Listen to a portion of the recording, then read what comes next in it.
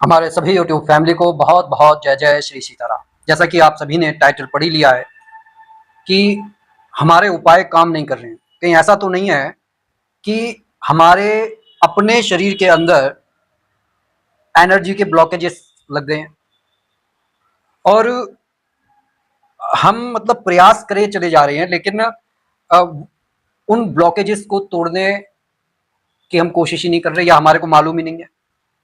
अब अगर आप नॉर्मली देखा जाए तो ये हमारा शरीर 5 तत्वों से बना हुआ है और इन 5 तत्वों में ये कहा जाता है कि वात, पित्त और कफ जब ये इम्बैलेंस हो जाते हैं तो व्यक्ति बीमार पड़ जाता है।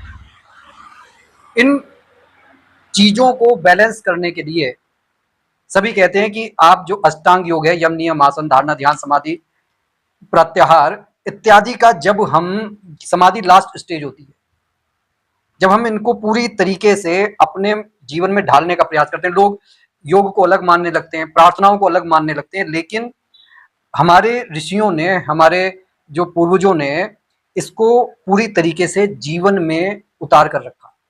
उन्होंने इसे हमारे घर के अंदर उतार दिया कि ये अगर ये जो अगर हमारे जो एनर्जी के ब्लॉकेजेस हैं, इसका एक कारण 9 ग्रहों की कुदृष्टि भी हो सकती है। तो किस तरीके से हम अपने घर के अंदर, देखिए घर के अंदर आपके झाड़ू भी लग रही है, खाना भी बन रहा है और हर चीज के लिए एक नियत स्थान है। जैसे कि कोठार है, आपका अनाज रखने की जगह है, आपका पानी रखने की जगह है। तो इन सब चीजों का अगर आप देखेंगे तो सुबह से लेकर रात्रि तक ये प्रयत्न किया जाता है कि आपका जो घर है वो बीच का हिस्सा वो खाली रहे और आपके जो रसोई घर है उसकी स्थिति नियत रहे, गलत जगह पर आपके टॉयलेट इत्यादि ना हो।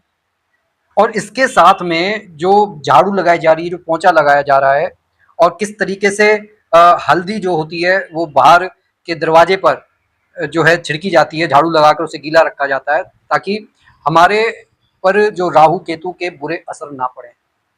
लेकिन अब धीरे धीरे क्या हो रहा है कि लोग जितना मॉडर्न साइंस की तरफ भाग रहे हैं वो अपने उन इजादों को छोड़ते चले जा रहे हैं कि नहीं, जो कुछ है इस संसार में, लेकिन ये भूल जाते हैं कि इस संसार को चलाने वाला भी कोई और है।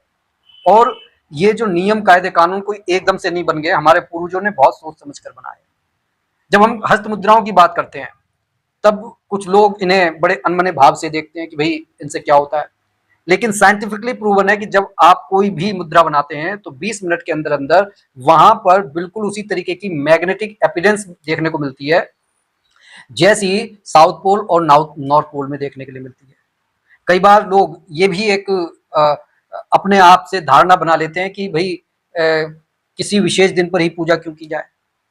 आपने देखा होगा जो तांत्रिक लोग होते हैं विशेष अमावस्या का ध्यान जो है इंतजार करते हैं, विशेष पूर्णिमा का इंतजार करते हैं, विशेष मुद्राओं का जो है प्रयोग किया जाता है।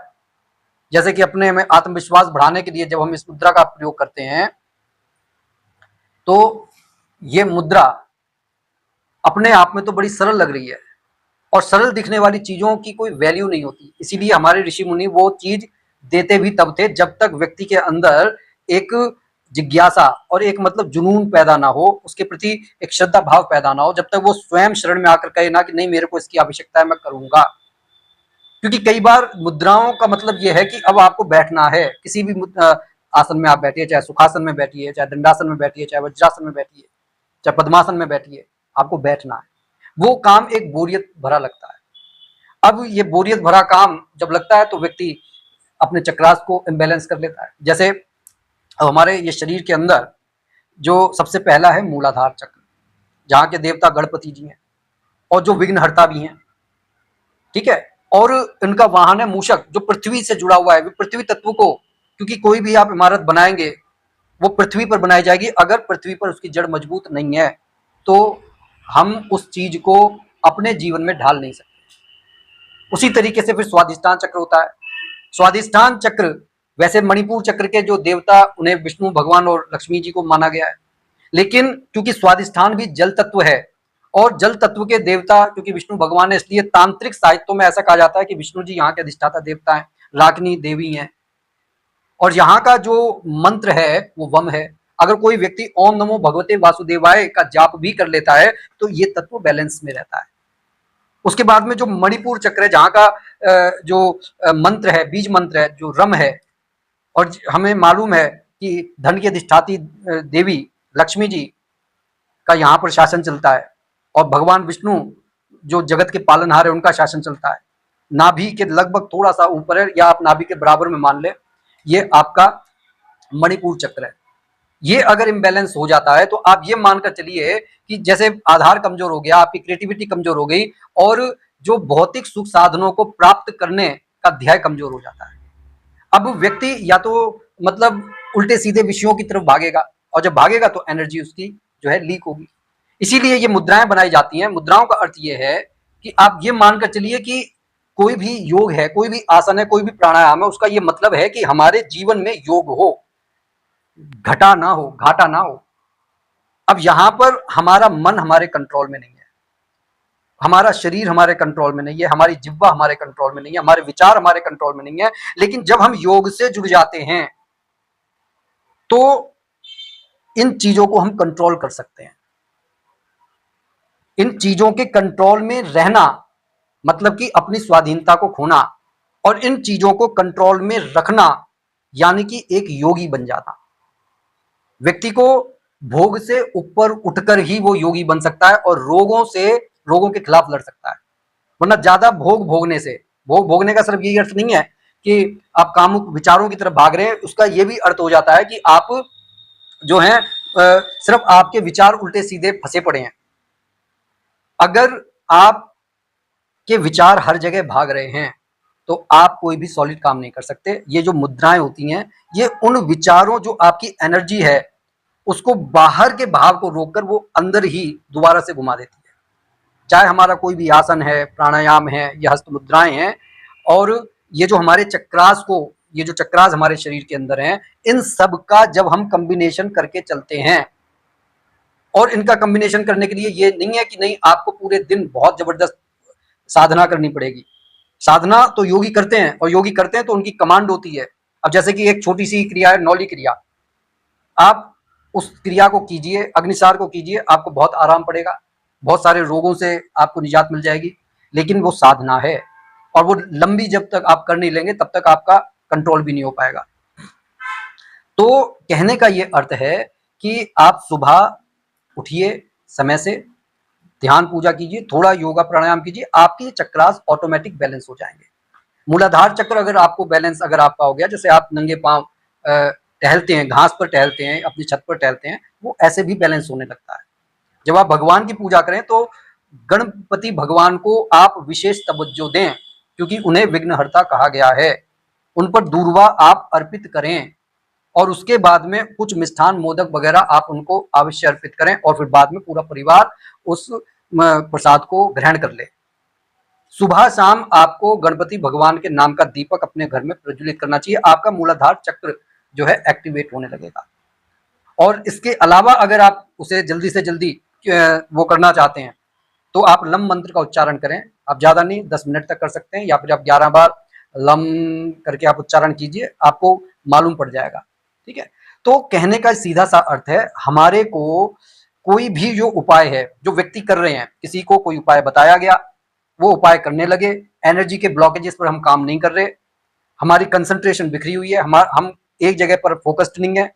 अब जब व्यक्ति का पूरा जीवन बिखरा हुआ है और वो उपाय करने के लिए बैठता है, वो ये सोचता है कि 5 मिनट के उपाय में सब ठीक हो जाएगा, पॉसिबल नहीं है।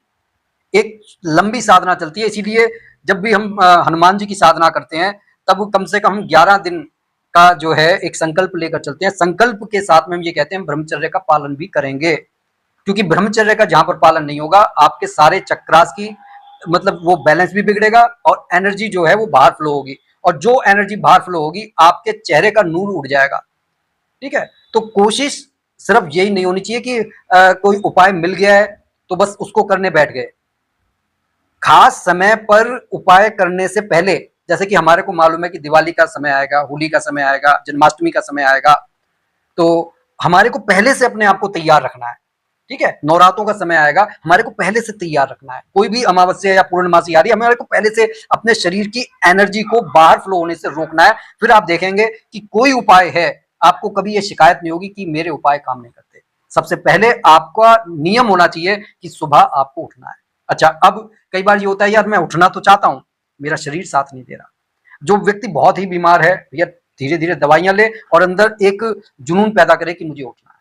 बाकी धीरे धीरे से आप अनुलोम विलोम भस्त्रिका की तरफ शिफ्ट हो जाइए।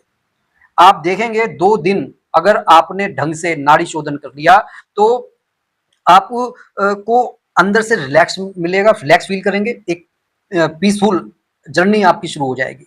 और उसके बाद में फिर आप देखेंगे कि अब आपको सुबह उठने मतलब कोई उठाने के लिए नहीं आएगा, आपको अलार्म लगाने की जरूरत नहीं पड़ेगी। आप तीसरे दिन से ही आप उठना शुरू हो जाएंगे। और जब एक बार आपका ये नियम सध गया, उसके बाद में आप देखिएगा आपके सब नियम सधते जाएंगे, क्योंकि एक साधे सब सधे हैं। तो सब साधे सब सध जाए, तो कोशिश कीजिए कि सबसे पहले एक छोटी सी चीज पर काम करना शुरू कीजिए, सब ठीक होगा। फिर आप ये भूल जाएंगे कि मेरे उपाय काम नहीं करते हैं।